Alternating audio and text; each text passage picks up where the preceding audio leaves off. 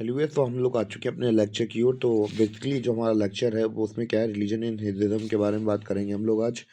तो अगर हम लोग बात करें कि हम लोगों ने अपने पिछले चैप्टर्स में निपटा लिया था कि इसकी जो वर्ड मीनिंग थी, यानी कि रिलीजन धर्म के जो शाब्दिक अर्थ था उसके बारे में निपटा लिया था। आज हम लोग पढ़ेंगे रिलीजन इन हिंदुइज्म, यानी कि हिंदू धर्म में रिलीजन के बारे में क्या कहा गया उसके बारे में थोड़ी चर्चा करेंगे। अगर हम लोग इसका ट्रांसलेशन करें हिंदी में रिलीजन का, तो उसका मतलब होता है धर्म, यानी कि धारण करने वाला। तो हम लोग बात करेंगे जो मनुस्मृति है उसमें धर्म के बारे में क्या लिखा है उसके बारे में थोड़ी चर्चा करते हैं। तो यहाँ आप उनकी जो मनुस्मृति है उसमें एक श्लोक लिखा है ये वाला, जिसको हम पहले पढ़ते हैं। धृति क्षमा दमोस्त्यम शौच मिन्य द्रिय। यहाँ तक हमने पढ़ लिया था। मैं थोड़ी प्रोनाउंसिएशन थोड़ी यहाँ पे गलत हो सकती है, तो प्रोनाउंसिएशन में क्या लिखा है यहाँ पे, शौच मैन्य द्रिय यंगी ग्रह द्रिविद्या सत्यम क्रोधा कशम धर्मल सॉरी धर्मल कशमनम। थोड़ी प्रोनाउंसिएशन गलत हो सकती है, यानी कि जो हमें इतने बड़े वर्ड्स लिखे हुए हैं संस्कृत में, इनका इंग्लिश मीनिंग क्या निकलता है, पेशेंस यानी कि इंतजार करने की क्षमता, फॉरगिव्स मतलब माफ कर देना, कांस्टेंट डिस्क्रिमिनेशन मतलब सही गलत की समझ होना, नॉन स्टीलिंग मतलब चोरी नहीं करेंगे, प्योरिटी मतलब शुद्धता, कंट्रोल ऑफ सेंसेस यानी कि अपनी इंद्रियों पर कब्जा करना, राइटनेस एक्शन यानी कि सही कार्य करना, नॉलेज ज्ञान, ट्रुथ सच, और एंड गिविंग अप एंगर यानी कि जो हमारा क्रोध होता है उसको त्याग देना। These are the 10 indication of dharma, यानी कि हमसे कहा ये गया है कि यही 10 इंडिकेशन है कि तुम धर्म को फॉलो करते हो अगर तुम लोग ये चीज़ें करते हो तो मेरी संस्कृत में थोड़ी प्रोनाउंसिएशन खराब है पर इंग्लिश में तो सही है थोड़ी बहुत। हाँ, तो इनका मतलब मनुस्मृति में यही लिखा हुआ है कि अगर आपके पास ये कैरेक्टरिस्टिक दिखते हैं तो आप लोग धर्म को फॉलो कर रहे हैं। तो रिलीजन है कि हम लोग उसके बारे में थोड़ी चर्चा करते हैं। तो सबसे पहले कुछ भी करें उससे पहले हम लोग हथियार निकाल लेते हैं। तो हथियार निकाला है तो हम लोग देखते हैं कि रिलीजन क्या है, एक सेट ऑफ बिलीफ यानी कि बिलीफ फीलिंग डॉगमास एंड कर्म कांड है that defines the relation between human and secret और डिविनिटी। यानी कि रिलीजन एक तरीके से कुछ बिलीव्स फीलिंग्स डॉगमास या कर्म कांड है जिससे की वजह से हम लोग डिफाइन कर सकते हैं रिलेशन किसके, इंसानों और उस दैवीय जीव के, यानी कि या दैवीय जीव नहीं बोलना चाह रहा था मैं, उस देवता या उस खुदा से हमारे क्या क्या रिश्ते हैं वही बताता है हमारा रिलीजन ही, इसके belief.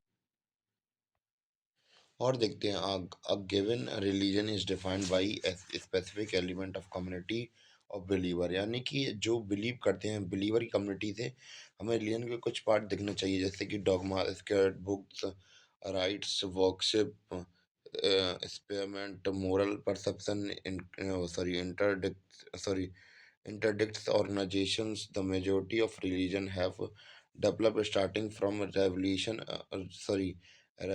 based on the exemplary history of nation of a prophet or a wise man who taught an ideal of life। यानी कि कहने का मतलब क्या है कि जो हमारा धर्म होता है उसमें हमारी कम्युनिटी में क्या दिखना चाहिए, धर्म दिखना चाहिए, कहाँ कहाँ पे, स्क्रिप्ट, बुक्स में, राइट्स में, वर्कशिप में, सब कुछ में दिखना चाहिए। और जो लोग हम लोग बात करें, जैसे यहाँ पे लिखा है कि ज़्यादातर जो धर्म है वो डेवलप होते हैं किसके साथ, हम लोग बात करें जैसे कि सिविलाइजेशन स्टार्ट हुई तो, या फिर नेशन बनता है उसके साथ ही स्टार्ट हो जाते हैं धर्म। या फिर कभी कभी ये होता है प्रॉफिट या वाइस मैन हु टॉट, वो सिखाता है कि हमें जीवन जीना कैसे है, यानी कि वही धर्म की स्थापना कर देता है। जैसे कि हम लोग गौतम बुद्ध की बात करें, या फिर हम लोग बात करें महावीर की बात करें, या फिर गुरु नानक देव जी की बात करें, तो उनकी उनके बाद ही वाइस मैन के बाद ही क्या हुए, धीमे धीमे नया धर्म बनना स्टार्ट हो गया। तो ये सारी चीज़ें देखने को मिलती हैं, सारे सीन देखने को मिलते हैं हमें उसमें रिलीजन के अंदर। अब हम लोग बात करेंगे कैरेक्टरिस्टिक ऑफ रिलीजन, यानी कि कैरेक्टरिस्टिक मतलब क्या होता है, प्रॉपर्टीज ऑफ रिलीजन, यानी कि क्या क्या प्रॉपर्टीज होती हैं। जैसे कि हम लोग बात करें, तो अगर हमें किसी धर्म को देखना है तो हमें उसके बिलीफ्स, और हम लोग बात करें कि बिलीफ्स और क्या क्या होना चाहिए, पहले मैं पेन निकाल लूँ। तो हमारे पास क्या होना चाहिए, बिलीव्स होना चाहिए और रिलीजियस प्रैक्टिसेस यानी कि उनके काम करना कर्म कांड करने आना चाहिए। द रिलीजियस फीलिंग, जैसे कि रिलीजियस फीलिंग कौन सी होती है? फेथ होती है। Unity in the community of those who share same faith. तो ये क्या होता है? यूनिटी ऑफ कम्युनिटी होती है जिसमें कि लोग शेयर करते हैं सेम फेथ, यानी कि एक ही प्रकार के भगवान में मानते हैं। जैसे कि चर्च हुआ, it is the what differentiate the religion from the magic, यानी कि यही चीज़ मैजिक को रिलीजन से अलग करती है। सॉरी, यही चीज़ रिलीजन को मैजिक से अलग करती है। क्वेश्चन हमसे ये कह रहा था। तो हम लोग आज बात करेंगे जो हमारा रिलीजन वर्ड होता है और जो थियोलॉजी होता है। तो कभी कभी अब हम लोग क्या करते हैं, इन वर्ड्स को इंटरचेंज कर देते हैं, पर इनके बीच में डिफरेंसेस होते हैं, काफ़ी सारे डिफरेंसेस होते हैं इनके बीच में। तो आज हम लोग वही डिफरेंसेस के बारे में बात करेंगे। तो religion is a system of lived experience. This therefore include the first order of language in which we communicate our feeling, thoughts and acts in relation to an object of devotion and commitment. For example, a theist pray to God, talk to Him, and use Him in hours of his distress, elation, and gratitude with his beliefs in Him. He never doubt his existence of God and does not feel any need of proving his existence. तो religion क्या है? Religion एक system है जो कि हम लोग live experience का मतलब क्या होता है कि हम लोग जिंदा रह के मतलब जिंदा रहते हुए एक्सपीरियंस करते हैं। तो एक ऐसा सिस्टम है, जैसे कि हमने देखा, this therefore include the first order language, यानी कि ये फर्स्ट ऑर्डर लैंग्वेज है। इसमें हम लोग कम्युनिकेट करते हैं अपनी फीलिंग के साथ, थॉट के साथ और एक्ट के साथ to an object of deviation and commitment.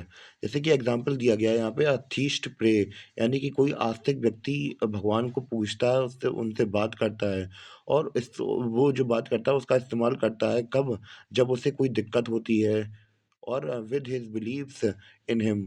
तो जब वो उनके बिलीफ होता है उनके साथ में, तो वो कभी भी जो भगवान होता है उनकी एग्जिस्टेंस पर सवाल नहीं उठाता है, और उसे कभी भी ऐसा अपनी जो हम लोग बात करें, उसे कभी भी गॉड की एग्जिस्टेंस को प्रूव करने की जरूरत नहीं होती है। खुद को ना गॉड की एग्जिस्टेंस प्रूव करने की जरूरत नहीं पड़ती है।